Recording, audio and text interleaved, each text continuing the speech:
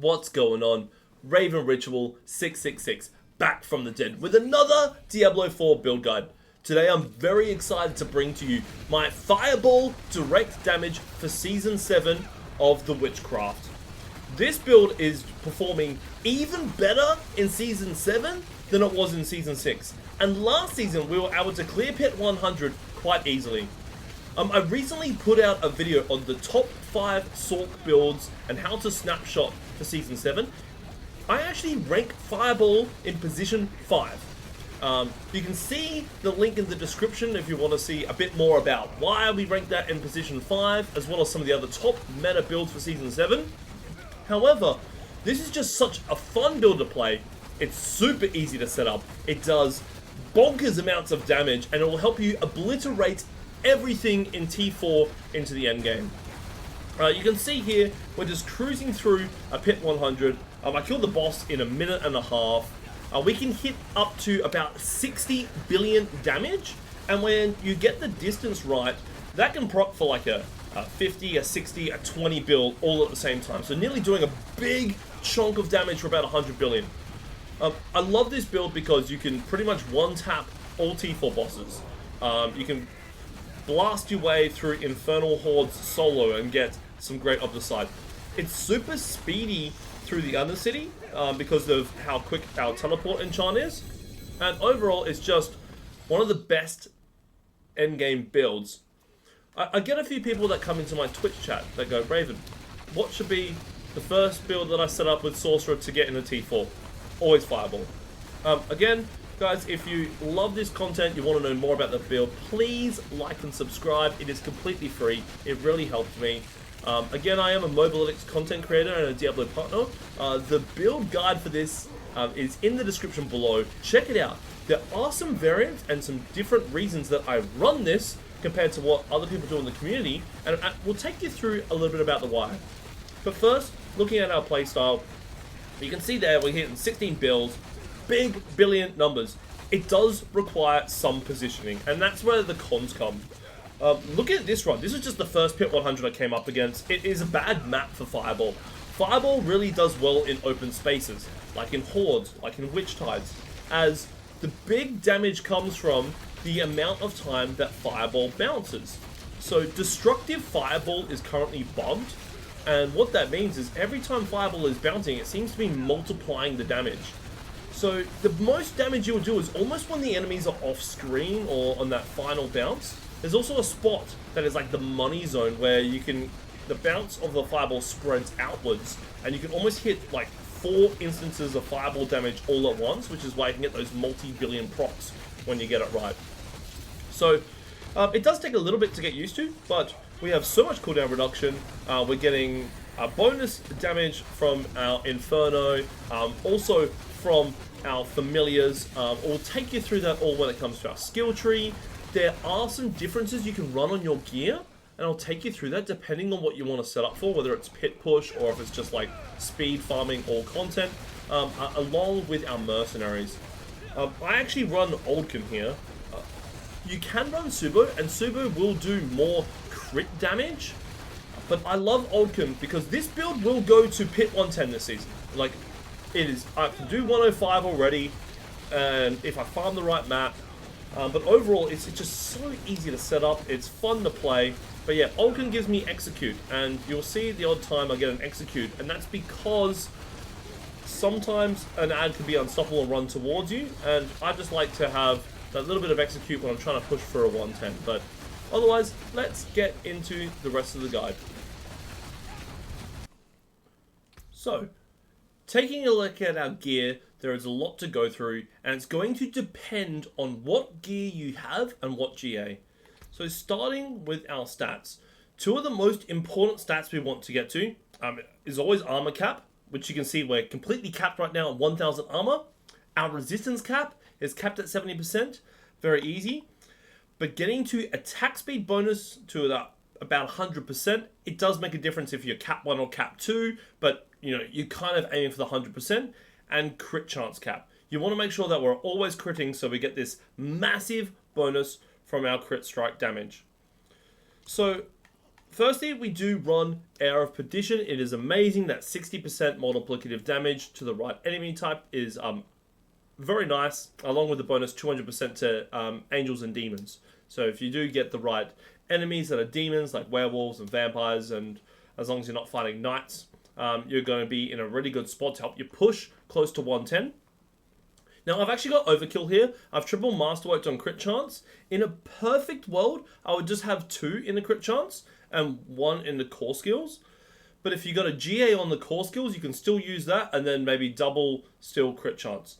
How do we get to crit chance cap? Well, it's a mix between Air of Perdition, our Ring of Starless, as well as our Gloves of the Illuminator. We get plenty of crit chance from these 3 items, so it depends what you have a GA on. If you have a GA on crit chance on your Gloves of the Illuminator and the Ring of Starless, then you probably can do better by GA core skills. So keep an eye on where your crit chance is at. Make sure you get it to 100%. Because that is very important to maximize on your damage. In the build guide below, you will see what my perfect setup, but you're going to have to make a little bit of an adjustment depending on your gear. Shroud of False Death is best in slots. In a perfect world, you want GA to all stats and max life, and triple crit the all stats. My gear is still not perfect, and we can already do pit 105 comfortably. So you can just see how well this build is going to perform going into 110. There is a bit that you still want to use when it comes to your incense and your potions. So for your potions, I always run attack speed. That's what gets me to cap. And then if you're not at resistance cap, you run Soothing Spice. You run your bonus armor. It's going to help you with Shroud initially. And then the max 2 intelligence with Sage's Whisper. Now, when you're first leveling and pushing into T4, if you're not Paragon 250 like I am, and you don't have all this bonus, Tyrael's is a really good shout and a really good option. It's an easy way to get you to resistance cap, to make sure that you can do T4 if you have underpowered gear, you don't have GAs, you don't have any masterworking. You'd probably want to hit the damage reduction or movement speed if you want to go fast, either or. Very nice options for early leveling. If you don't have an Air of Perdition, the next best helm for any Sorc build would be Godslayer Crown, because you do still get the 60% extra damage, but it's only every 12 seconds, so it's just not as consistent. But the max life, the all stats, damage to elite, and the cooldown, very nice to have. So Shroud, best in slot. It's going to give us, +1 to all our passives. It's unbelievably awesome. The Gloves of the Illuminator are a must-have for this build, as well as the Staff of Endless Rage. So they are 2 pieces of gear that you must have in order to set up this build.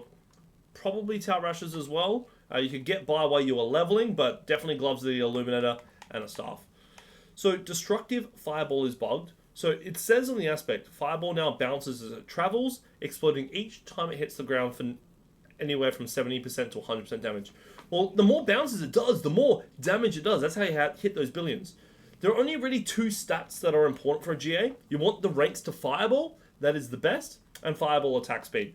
Now, I don't have GA on my Fireball attack speed, so using those potions, I can get to my attack speed high enough, right? I'm at 57.9%.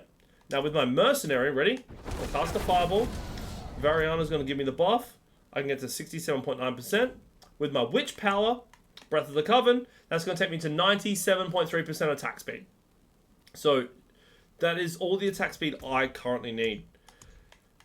If I had the GA on Fireball attack speed, then I'd probably double Fireball and a single to Fireball attack speed to make sure I'm still at that cap, but it would also give me additional rank to Fireball, which would increase my damage. So yeah, do what you need to do depending on your gear, but aim for crit chance cap and attack speed cap, depending on what you have. So then, when we look at my Ring of Starless, I have a GA on attack speed. You really want the GA on attack speed. It's going to get you to that cap. I only need the 2 Masterworks into it. My third one I would love to have in core skills. For another rank to Fireball, for more damage. I hit crit chance. I'm well over capped. This is an item I'm going to reset to try to get double attack speed and core skill. If you don't have attack speed and you have crit chance, well then you might still need to triple your Fireball attack speed over the Fireball here, because that will get you to your crit cap as well as your attack speed cap. So work out what you have depending on your gear. For the pants, you just want int, max life, probably is the two most important GAs. Int priority, we want to prioritize to like triple masterwork. It's a lot more damage. It's also going to give us a little bit of resistance. I put resistance to all elements. We don't need armor. It's very nice to have to get us to cap. And then we temper total armor and lucky hit chance to freeze. Same as for boots, we go int, armor, and movement speed. For pit pushing, you don't need movement speed because we mainly teleport. We don't really run much at all through pits. So max life is better, and you could have int, GA, which would be the priority, and max life for a little bit more survivability. Armor's nice to have. It's going to help us get to cap. You don't need the GA, but early on when I was leveling to this build, yes, it did help me get there. We want to temper lucky hit chance to freeze and evade cooldown reduction. So when we are masterworking, depends on where you want to be. Like, do you want to zip around more with your teleport and charge? Well then, GA masterwork, evade cooldown reduction. Otherwise, triple crit on the intelligence, that's going to increase your damage more. So in a perfect world, hit either 2 on evade cooldown reduction and 1 to intelligence, or 2 on intelligence and 1 to evade cooldown reduction, depending on your playstyle. For my amulet, I also have evade cooldown reduction and inferno cooldown reduction as my tempers. Now, that is kind of enough to make sure I have infinite teleport. So, depends on what you want. If you are leveling and you're going from like T1 to T4, you're better off to put on plus total armor if you're not very high Paragon, and that will get you to armor cap if you are struggling. And that means then you could potentially drop armor. So there's quite a bit that you can push and pull depending on your gear to make sure that your armor cap, your resistance cap, your attack speed cap, and your crit chance cap. There is not a one solution is best in slot. But this is what I'm running for now. Staff of Endless Rage. Perfectly, you want a 3 GA. You want intelligence, fireball projectile speed, and just ranks to fireball. I'm missing the most important stat here for my GA, which is ranks to fireball. I'm losing about 6 extra ranks that I could have, which would be a lot more damage. So I'm still farming for a better one. You don't need chance for fireball projectiles to cast twice. The reason being is once you triple masterwork a Staff of Endless Rage, even if that is not a GA, you'll be at 97.3% chance for fireball projectiles to cast twice, which is perfectly fine. So it's almost a dead stat that you don't need a GA on, and you want to prioritize the other 3, and a high of an aspect as possible. Ranks to fireball is going to increase our damage, and in my build guide, I think I have like 2 masterworks to fireball, and then if you don't get the triple on it, you want intelligence. Now our amulet is going to give us a lot of damage. You want intelligence, glass cannon, inner flames, but there are quite a few really good options you can have. You don't need glass cannon. Glass cannon will make you a little more squishy. You are better off to use permafrost, and ideally get GA on permafrost and intelligence, and then triple crit permafrost. Inner flames does the same as permafrost and glass cannon. It just gives us increased multiplicative damage. So you can have glass cannon, permafrost, or inner flames. They are great to have. I did want to try with Devouring Blaze, but I just think those 3 are the best that you can have. And I would much rather have permafrost over glass cannon. The intelligence here just gives us a lot of int. It gives us a massive amount of damage, and it helps us with our Paragon board as well. You need Inferno cooldown reduction. The other temper is not as important. You can run evade cooldown reduction. You can run crit damage or total armor if you're struggling. I like evade cooldown reduction as it does help with damage. We have to position ourselves consistently through like pit 100 and pit 105, which means the further away we can teleport really quickly, the more damage we're going to do because of the range of our projectiles. Bring the Stars is important. We don't need it for the primary resource regen, but we need that extra 50% damage, so it's awesome to have. And the attack speed, crit chance, and core skills, 3 of the best stats you can possibly get on a ring, so Ring of Stars is awesome to have. If you don't have it, put on a ring that's got crit damage, intelligence, and attack speed would be next best. Tail Rashes, Tower Ashes, you want to get as close to 25% aspect as possible. We don't need to triple the cooldown reduction. We get enough cooldown reduction because of our Ice Blades enchantment. And next, you just want a double GA at least with the non-physical damage. So I actually run 2 into cooldown reduction and 1 into non-phys because that's going to help with our damage with Enlightenment. I can still run this build at pit 100 without an Ancestral Amulet, by the way. Just 2 ranks, Permafrost, Inner Flames, and attack speed. This will do the trick. So this is the amulet I was running until I had an Ancestral. This was the Ring of Stardust I was running before I got the GA on attack speed. And yeah, as you can see here. Okay, Witch Powers. We run the Cycle. I've changed from Doom Orb over to the Cycle because we use Breath of the Coven. It gives us the extra 15% additive attack speed because we can now do damage with Eldritch as well as Growth and Decay. And that's what's going to get us to the 98 or 97% attack speed, which is what we need. We use Hex of Flames because we want to apply a Hex. We use Soul Harvest because we can increase our primary stat, which is our intelligence, which is a lot more skill damage as well as resistance.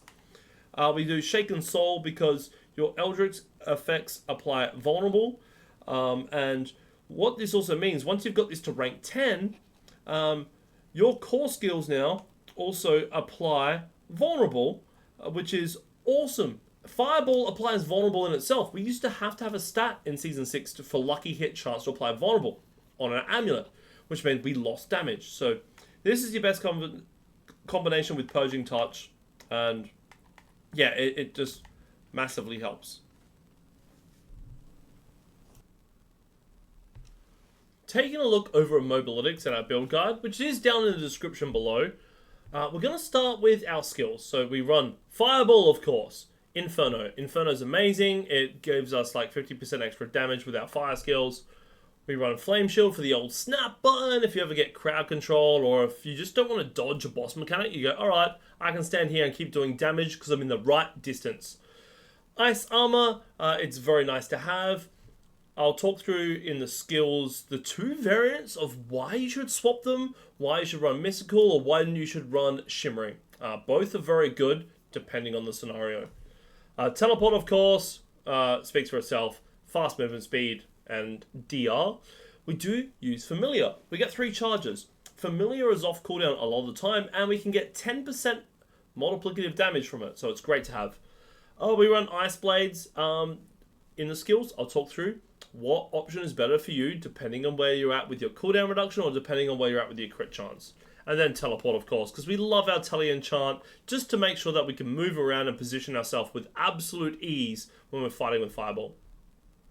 So, what runes do we run? Well, we run Tam Ohm because we're constantly casting a non-channeled core skill. We can get a fair bit of our Warcry up. It's very awesome to have. And then we run Lith and Vex because Fireball is a channeled skill. It does mean that we stand still a lot of the time, and we can get +1 to all of our skills for extra damage. Witch Powers we touched on. We don't use the Aura and the Aura specialization. I did want to use the Aura because we could get the 35% multiplicative crit damage, but we're often off-screening enemies, which means they're just on the edge of our Aura. We can't kind of keep them in there. Yes, it helps with the close enemies to do more damage, but I just find, to really do those big hits, this combination is better. It's getting us to the attack speed cap, which means we can do more damage per second, so that's why. For our Staff of Endless Rage, 2 Emerald Gems, crit strike damage, wonderful to have, and obviously Topaz for more intelligence, because that's going to help. And I chuck that in the helmet, doesn't matter what you slot it into. Now, Witching Hour. Witching Hour is awesome. So when we have 3 or more Eldritch Witch Powers slotted, which we do, every 1 second, the next core skill you cast gets an Eldritch tag.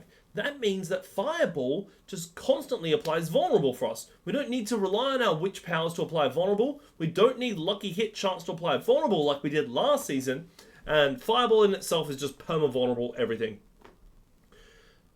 I do use Wicked Pact just to get the bonus potency with Eldritch. It just is nice to have, and it's a level 1 gem. It seems to work well with the build. Now, it's kind of tough for me to choose Duststone. There wasn't really a third gem that was going to be super viable for this build. We don't need anything for damage over time.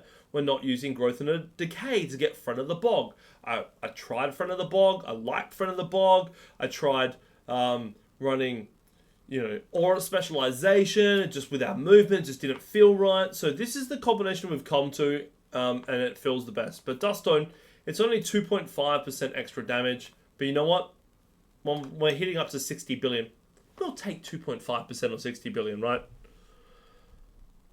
So that is all when it comes to our occult gems and our witch powers. Okay, taking a look at our skill tree over Immobilytics, you will see on the live game like how many ranks of Fireball we get. But you just chuck 2 in a Fireball, you max out Fireball.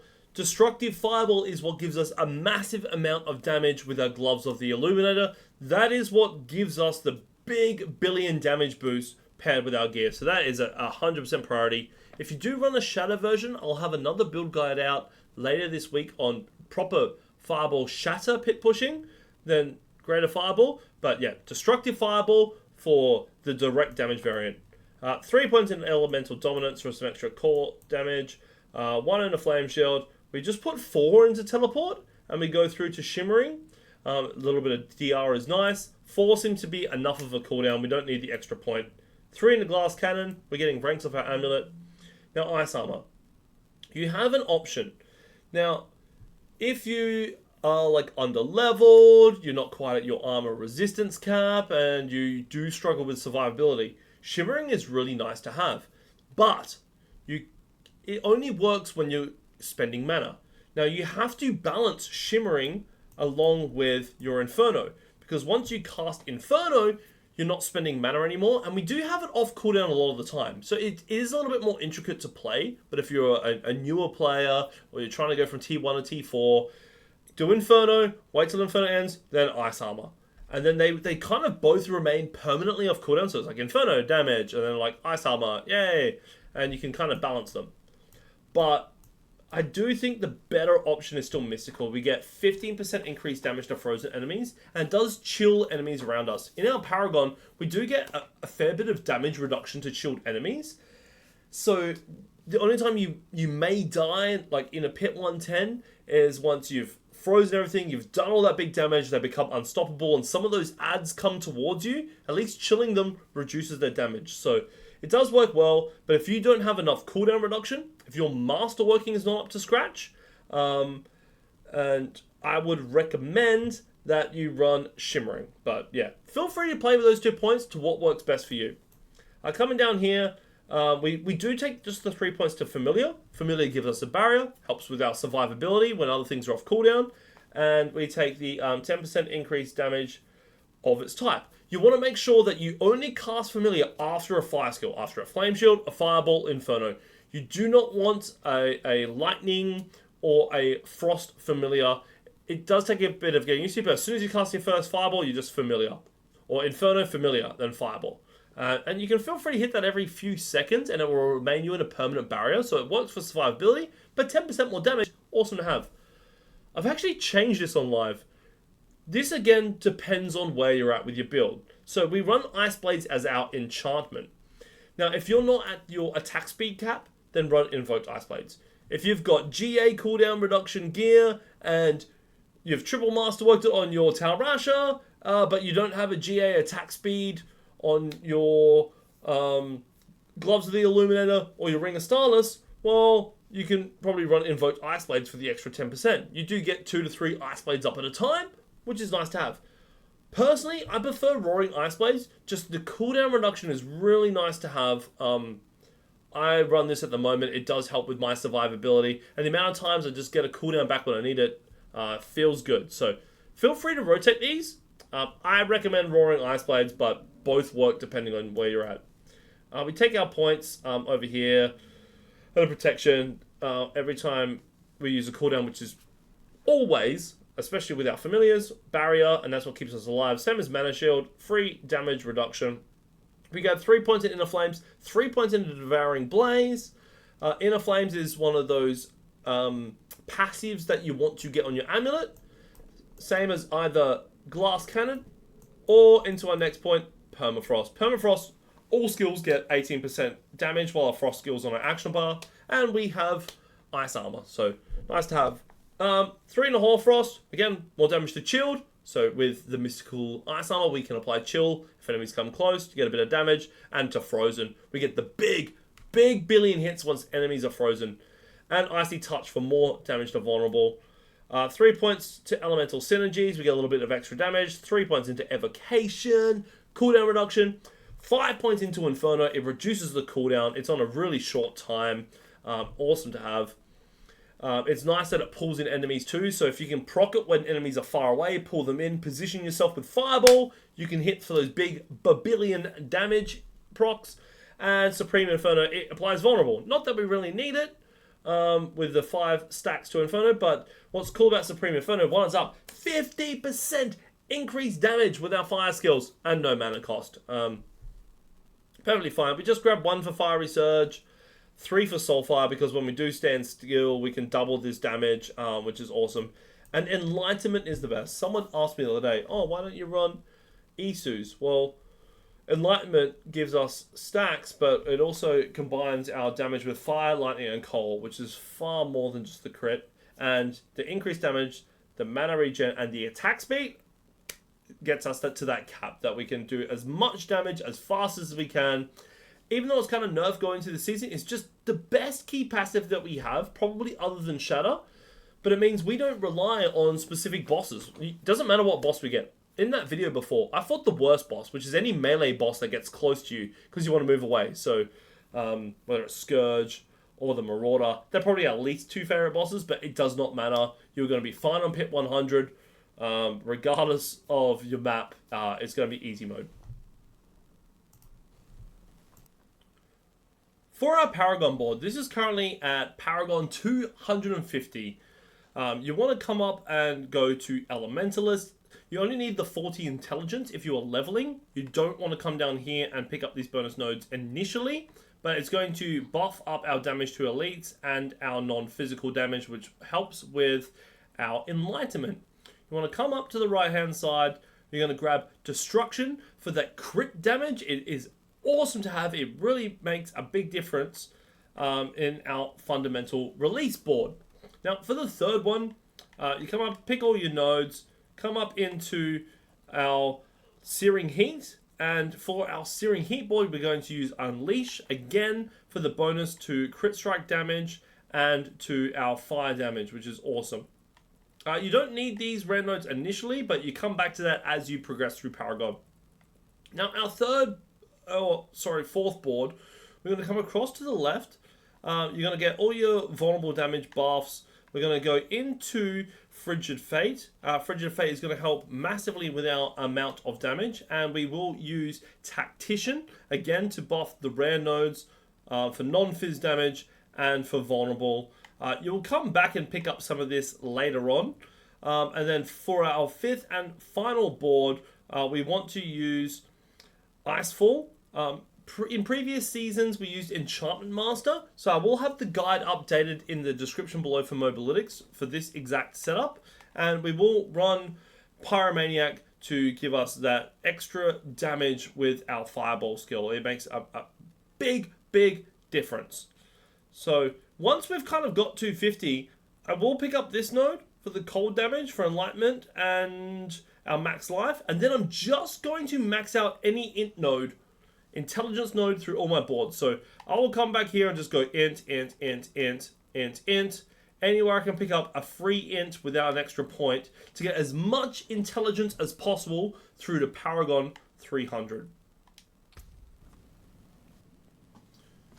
So before I talk about our Mercenaries, there are 2 changes in Paragon this season that have made a big difference to our damage that we can do. The first one is Icefall. We used to run Enchantment Master for this final board, but Icefall now means your frost skills get 25% increased damage. Okay, yes, this is a fireball build, but this bonus is doubled and granted to all our skills, including fireball, if an enemy is frozen, which we're doing a lot through our lucky hit chance to freeze, or a boss. So this is why we can do a lot of single target damage against bosses, because we get that 50% increased damage. So it's just so nice to pick up Icefall, even though a lot of the other rare nodes aren't as nice. And Searing Heat too, it gives us 12% crit chance, which helps us get to the cap. But all of our skills deal increased direct damage to 10% of our crit damage bonus. So 60% more damage, which is awesome to have, and it works for all of our skills. So 2 wonderful changes. Speaking about our Mercenaries, I touched on it earlier. Firstly, as a support, the best to have is Variana. Now, why do we use Variana? We put it on Fireball, because as soon as we cast Fireball, our attack speed's up. And we want attack speed with Variana. So we use Bloodthirst, it gives us the 10% additive attack speed, and that helps us get to the cap. And that increases your damage per second, and it's just awesome to have. I think it's so much better than running Rahia. We don't really need the survivability. We just want the extra damage. So she is definitely best in slot. Now, I run Oldkin. I do like to be a little bit different. You can run Subo. Subo and Oldkin I've been playing between the two of them, but this is why I run Oldkin. Last season I used him because he applied Vulnerable, and I mean I didn't need to use Lucky Hit Chance to apply Vulnerable, but he is super awesome because he still applies Daze. We use Concussive Strikes when it comes to our pants. It's one of the aspects we use, which can increase our damage by 25% to dazed enemies, which is awesome. And we use Orange Herald here to reduce our ultimate cooldown. I think I missed this earlier, so we do run 3 curses on the amulet just for that extra 68% damage with Fireball, and we double this bonus against healthy targets. It's how we can one-shot bosses, so these 3 aspects are awesome. So in seeing that, we've got the damage. We come down here, we go, his shadow damage has a 10% chance to daze for 2 seconds, so we get that 25% buff. If we run Subo, we can get 35% increased damage to crit, which probably scales better.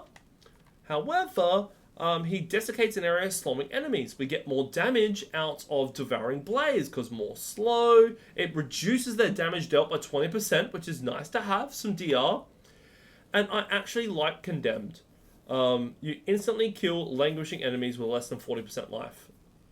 It doesn't work on elites, but when we are pushing 105 to 110, the amount of times we get too many enemies around an elite and we can freeze them all, we can kill most of the little trash mob.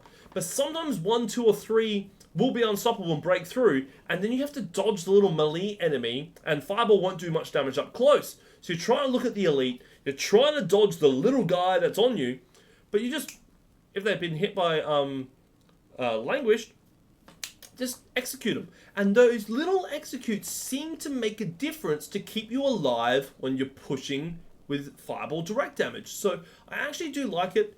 If you don't, and you need more damage just in all, you can just run Subo. Subo's awesome. You come down here, you get your little movement speed. He slows enemies as well, which works for Devouring Blaze, and you get 25% increased crit damage to enemies hit for 4 seconds. I just like the daze with Oldkin. And yes, he does apply Vulnerable to you, which can seem like a little bit of a nerf, but those little enemies that you execute here and there, especially in high pit tiers, actually can help with survivability. But everyone, thank you so much for being here. Again, if you've liked this video and you've learned something today, please like and subscribe. Give me a comment if you want to know more. I stream live on Twitch on Tuesdays, Thursdays, and Saturdays Australia time. That is like Tuesday mornings, Thursday mornings, and Friday nights US time. Yeah, thank you so much. If you've made it this far in the video, I really appreciate it. I'm sorry it went for so long, but there was just so much I wanted to discuss, because this build absolutely slaps. And if you want to push Fireball to pit 110, and you can properly min-max this, you will have an easy time and have so much fun. Thank you all very much. Again, I've got my top 5 builds down below, as long as Discord if you want to come and ask any questions. I will see you all in the next one.